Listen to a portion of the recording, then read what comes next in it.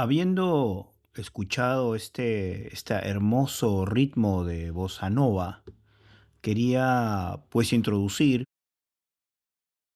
la historia de una ciudad única en Latinoamérica, ¿no? Este ritmo, el de bossa nova, nos traslada pues a las playas de Río de Janeiro y el Cristo Redentor, pero en realidad no estoy aquí para hablar de Río de Janeiro, sino de Brasilia, la actual capital de Brasil. Imagina entonces una ciudad que nació casi de golpe, en medio de una meseta seca, lejos del mar y de las viejas capitales coloniales. Es una ciudad dibujada primero con líneas limpias sobre un papel y luego levantada a toda prisa por decenas de miles de trabajadores bajo el sol del cerrado brasileño. Es una ciudad pensada para encarnar la modernidad, ¿no? El progreso, el futuro, y que terminó también convertida en símbolo de desigualdades, críticas urbanísticas y sueños incumplidos. Hoy, en Crónicas al Sur del Río Grande, vamos a viajar a Brasilia, la capital de Brasil. Vamos a recorrer su historia, los orígenes de la idea de una capital en el interior, el vertiginoso proceso de construcción, su fundación en 1960 y las décadas posteriores en las que la utopía del plano se enfrentó a la vida real de la ciudad. Porque Brasilia no es solo un conjunto de edificios futuristas, ¿no? Es un experimento político, urbanístico y social que todavía hoy sigue generando admiración y controversia. Acompáñame durante los próximos 30 minutos. Vamos a preguntar por qué Brasil decidió mover su capital al corazón del país, qué prometía ese proyecto modernista y qué nos dice hoy Brasilia sobre los límites de la planificación y del progreso al sur del Río Grande. Comencemos. Mucho antes de que alguien, digamos, escuchara el nombre de Brasilia, la idea de trasladar la capital al interior ya rondaba en la imaginación de gobernantes y pensadores brasileños. Desde los tiempos coloniales, el poder político se había asentado en la costa, ¿no? Primero en Salvador, en Bahía, luego Río de Janeiro, siempre mirando al Atlántico, al comercio marítimo y a los intereses de la metrópoli, Portugal. Pero Brasil es un país de dimensiones continentales, es un país inmenso. Y en el corazón geográfico del territorio quedaba lejos de esos centros de decisión. Ya en el siglo XVIII, funcionarios portugueses hablaban de la necesidad de interiorizar la capital, en parte para protegerla de ataques por mar, en parte para afirmar la presencia del Estado en las tierras adentro. Tras la independencia, la idea vuelve a aparecer. En 1823, José Bonifacio de Andrada de Silva, uno de los padres de la independencia brasileña, propone formalmente crear una capital en el interior. Y no solo eso, sugiere un nombre que hoy nos resulta familiar, ¿no? Brasilia. En aquel momento la propuesta no pasa de ser una visión de futuro, ¿no? Pero queda plantada la semilla de que la capital algún día debería migrar hacia el centro del país. Con el inicio de la República, a finales del siglo XIX, la idea se vuelve un poco más concreta. La Constitución de 1891 incluye un mandato, ¿no? En algún momento, la capital de la República debería trasladarse a una región interior delimitada en el planiferio político, pero no hay fecha ni plan definitivo, pero la intención está escrita ya en la ley. En 1922, en pleno centenario de la independencia, el gobierno coloca una piedra fundamental cerca de Planaltina, en lo que hoy es el Distrito Federal, ¿no? Es un acto simbólico, todavía no hay ciudad, no hay edificios, no hay planos, pero se marca físicamente el lugar donde algún día se levantará la nueva capital. Por décadas, esa piedra queda allí, casi olvidada, mientras Río de Janeiro sigue siendo el centro político y cultural del país, ¿no? Brasil crece, se industrializa, vive golpes, dictaduras, gobiernos democráticos, pero la capital sigue en la costa, mirando al mar. La idea de Brasilia, sin embargo, permanece como un viejo sueño de ingenieros, geógrafos y políticos. Algún día el país tendrá una capital en su corazón geográfico. Ese algún día empieza a tomar forma en la década de 1950. Brasil vive un momento de optimismo desarrollista, ¿no? Carreteras, industrias, grandes obras de infraestructura. Recordar en mis episodios anteriores que Brasil había participado en la Segunda Guerra Mundial con una brigada del ejército brasileño, y eso representaba la visión que tenía Brasil de un nuevo futuro. Ahora, en 1956 asume la presidencia Juscelino Kubitschek, que era un político carismático, médico de profesión, exalcalde de Belo Horizonte y exgobernador de Minas Gerais. Kubitschek llega al poder con un eslogan que sería famoso: 50 años en 5. La promesa es ambiciosa, ¿no? Comprimir medio siglo de desarrollo en un solo mandato presidencial. El país necesita carreteras, industrias y energía, y en la cabeza de Kubitschek también una nueva capital.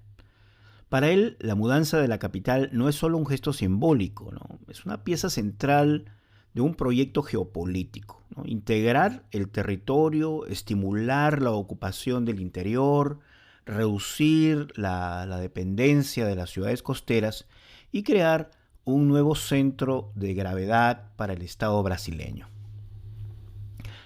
Una capital en el corazón de Brasil, eh, digamos, lejos de Río, podría representar una ruptura con las viejas élites y con el pasado colonial. En 1956 se toma la decisión, ¿no? La nueva capital será construida en la meseta central, en una región entonces perteneciente al estado de Goiás. Se crea la compañía encargada de la obra, la Novacap, que tendrá la misión de transformar un paisaje de campos y matorrales como es el Cerrado brasileño, esa enorme sabana en casi el centro de Brasil, en la sede del poder nacional. Kubitschek no quiere que el proyecto se demore décadas, ¿no? Necesita que Brasilia sea una realidad antes de terminar su mandato, como prueba concreta de, digamos, su promesa desarrollista. El desarrollismo, el famoso desarrollismo, que fue esa, digamos, esos programas de desarrollo en toda Latinoamérica a partir de los años 50 y 60, ¿no? Eso significa algo aparentemente imposible, ¿no? Levantar una ciudad desde cero en apenas unos años. La nueva capital será además una vitrina de modernidad, ¿no? Es decir, Brasil se muestra al mundo. Para dirigir la parte arquitectónica, Kubitschek convoca a Oscar Niemeyer, con quien ya había trabajado en Belo Horizonte. Niemeyer, a su vez, se convertirá en figura clave del proyecto junto con el urbanista que diseñará el plano de la ciudad. En 1957, el gobierno organiza un concurso para definir el plan urbanístico de la nueva capital. Decenas de propuestas llegan a la mesa del jurado, pero una de ellas se impone, ¿no? Es el proyecto de Lúcio Costa, un urbanista brasileño profundamente influido por las ideas del movimiento moderno. El plano de Costa es simple y a la vez muy simbólico. Desde arriba, la ciudad parece un avión o una cruz, un eje monumental, recto, y un eje residencial curvo que se abre como las alas. En el cruce de esos ejes se concentran los principales edificios del poder. En el eje monumental se ubicarán el Congreso Nacional, el Palacio del Planalto, el Supremo Tribunal Federal, los ministerios y la gran explanada central. Es el corazón político de la ciudad, un espacio a escala gigantesca, pensado para ceremonias, desfiles y para exhibir sin timidez el poder del Estado. En el eje residencial, el trazo curvo organiza una serie de supercuadras, grandes manzanas donde se levantan bloques de apartamentos estandarizados, rodeados de áreas verdes, escuelas, comercios de proximidad y servicios básicos. Esa es la idea, es que cada supercuadra funcione como una comunidad autosuficiente, integrada en un sistema más amplio, ordenado y racional. Oscar Niemeyer da forma a los edificios principales, ¿no? Con sus curvas de hormigón, columnas delgadas y estructuras que parecen desafiar la gravedad, convierte a Brasilia en un manifiesto de la arquitectura modernista, ¿no? Las cúpulas del Congreso, las columnas del Palacio de la Alborada, la catedral con sus vitrales, todo parece diseñarse para anunciar que Brasil ha entrado en la era del futuro. Pero justamente allí empiezan también las críticas arquitectónicas, ¿no? Brasilia es una ciudad pensada ante todo para el automóvil. Como muchas ciudades acá en los Estados Unidos, las ciudades han sido creadas para eso, para el uso del automóvil, no para el transeúnte, no para el peatón. Las distancias son largas, las avenidas anchas, las intersecciones escasas. Moverse a pie puede convertirse en una experiencia extraña, casi hostil, ¿no? No hay tantas esquinas activas, los comercios se agrupan en puntos específicos y muchas veces el paisaje que se recorre es una sucesión de espacios abiertos y grandes infraestructuras viarias, ¿no? La escala monumental de la explanada de los ministerios y de la Plaza de los Tres Poderes impresiona en las fotos y en las visitas oficiales, pero genera, según numerosos urbanistas, grandes vacíos urbanos. Son espacios que funcionan bien para ceremonias y para la imagen, pero no necesariamente para la vida cotidiana, ¿no? Para el encuentro casual, para el paseo espontáneo, no. Las supercuadras, por su parte, fueron concebidas como un modelo de vivienda ordenada, con abundante vegetación, servicios cerca. Sin embargo, su estandarización, la fuerte separación de funciones, ¿no? Áreas de vivienda por un lado, trabajo por el otro, comercio en puntos específicos, han sido criticadas por generar entornos, digamos, algo anónimos, ¿no? Poco variados, sin sabor, con menos mezcla social y menos improvisación que los barrios tradicionales, ¿no? De las ciudades tradicionales y antiguas. Para muchos teóricos, Brasilia se convirtió en el laboratorio perfecto del urbanismo moderno. Es una ciudad en la que las ideas de Le Corbusier y de los congresos internacionales de arquitectura moderna se llevaron casi al extremo. En ese experimento, dicen, se ganó coherencia formal y claridad de organización, pero se perdió parte del caos creativo que hace vivas a las ciudades más antiguas, ¿no? El caos creativo de la Ciudad de México, o de Lima, o de Sao Paulo. Brasilia, en esta lectura, es una obra maestra de la arquitectura. De eso no hay discusión. Pero a la vez es una ciudad que muestra, digamos, los límites de la planificación demasiado racional. Mientras los planos se definían y los concursos se resolvían, las máquinas ya están en marcha.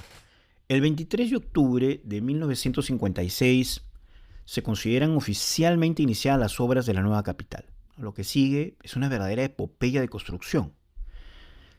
Decenas de miles de trabajadores, conocidos como candangos, llegan desde distintos puntos del país, en especial desde el nordeste, que es una región castigada por la pobreza y las sequías. Vienen en busca de trabajo, de un salario, de la promesa de un futuro mejor en medio de aquel paisaje rojizo y polvoriento del cerrado, de la sabana brasileña. Los candangos viven en campamentos precarios, en condiciones muy duras. Las jornadas son extenuantes, el clima es extremo, las infraestructuras básicas tardan en llegar. Mientras los edificios del poder crecen con rapidez, los trabajadores levantan también sus propios barrios, ¿no? Improvisados en la periferia de lo que será el plano piloto. Para cumplir con los plazos, el ritmo es frenético. En menos de 4 años se trazan avenidas, se levantan los edificios del Congreso, los palacios, los ministerios, las primeras supercuadras, ¿no? Se construye el lago Paranoá, que era un lago artificial que ayudará a regular el microclima y que se convertirá en uno de los paisajes más emblemáticos de la ciudad. En 1958, la capital aún es un gigantesco sitio de obra, ¿no? Montañas de tierra, maquinaria, estructuras a medio terminar. Pero el objetivo está claro: 21 de abril de 1960, fecha elegida para coincidir con la muerte de Tiradentes, es el héroe de la Inconfidencia Mineira, ¿no? Brasilia deberá ser inaugurada. Y así ocurre. En la noche del 20 de abril y en la jornada del 21 se celebra la inauguración oficial de la nueva capital, ¿no? Kubitschek, emocionado, recorre la ciudad entre edificios recién terminados y otros aún en obra. Las delegaciones extranjeras, los diplomáticos, la prensa internacional miran con asombro esa ciudad futurista que se levanta en medio de la nada. Brasilia se convierte oficialmente en la capital de Brasil. Río de Janeiro deja de serlo después de casi 2 siglos de centralidad política. La promesa parece cumplida. En un solo mandato, Kubitschek ha entregado al país una nueva sede del poder. Pero bajo ese relato de éxito, digamos, hay otra cara. Muchos de los candangos que levantaron la ciudad no tienen lugar en el plano piloto cuidadosamente diseñado. Quedan relegados a áreas periféricas, ¿no? A ciudades, digamos así, improvisadas alrededor del núcleo planificado, como sucede en muchas ciudades latinoamericanas, ¿no? Ese desajuste entre la ciudad del plano y la ciudad real será una constante en la historia posterior de Brasilia. En los años 60 y 70, Brasilia comienza a funcionar como capital a pleno. Los poderes de la República se instalan allí, las embajadas empiezan a mudarse, ministerios y organismos federales reacomodan sus sedes. El plano piloto se consolida como núcleo político y administrativo. Pero la ciudad crece más rápido de lo que Lúcio Costa había previsto. La población atraída por el nuevo centro de poder y por las oportunidades de trabajo supera pronto los cálculos iniciales. Ese exceso no cabe dentro de la geometría perfecta del plano. Así nacen y se expanden las llamadas ciudades satélite, asentamientos periféricos alrededor del plano piloto, donde viven sobre todo los trabajadores de menores ingresos, ¿no? Mientras el centro mantiene su imagen ordenada, con supercuadras verdes y edificios institucionales impecables, la periferia crece de forma más caótica, con menos servicios, menos planificación, más precariedad. Este contraste va a reforzar una de las críticas urbanísticas más fuertes a Brasilia, que es la segregación socioespacial. El plano piloto, con su baja densidad y su diseño pensado para una élite de funcionarios y clases medias y altas, convive con cinturones urbanos donde viven quienes sostienen con su trabajo la vida cotidiana de la capital. Son mundos, digamos, separados por distancias físicas, por el trazado viario y en muchos casos por las barreras simbólicas, ¿no? En los años 70, el Estado intenta ordenar este crecimiento que se vuelve un poco desordenado con planes territoriales y directrices de ocupación del suelo. Sin embargo, la lógica profunda ya está marcada. Es un centro planificado, monumental y una periferia que crece bajo otras reglas más informales y desiguales. Desde la crítica arquitectónica se señala que el modelo modernista adoptado en el plano piloto, como la baja densidad, la separación rígida de funciones, la dependencia del automóvil, dificulta la mezcla social y la diversidad de usos. La ciudad ideal, limpia y ordenada, termina dependiendo de una ciudad otra, que la rodea y la alimenta, pero que no fue pensada con el mismo cuidado, ni siquiera para que forme parte de la ciudad. Brasilia se convierte en un caso de estudio casi obligado en facultades de arquitectura y urbanismo de todo el mundo. Un ejemplo de lo que puede lograr la planificación a gran escala y de los efectos no deseados que esa misma planificación puede producir cuando se enfrenta a las dinámicas reales de la sociedad en la que está.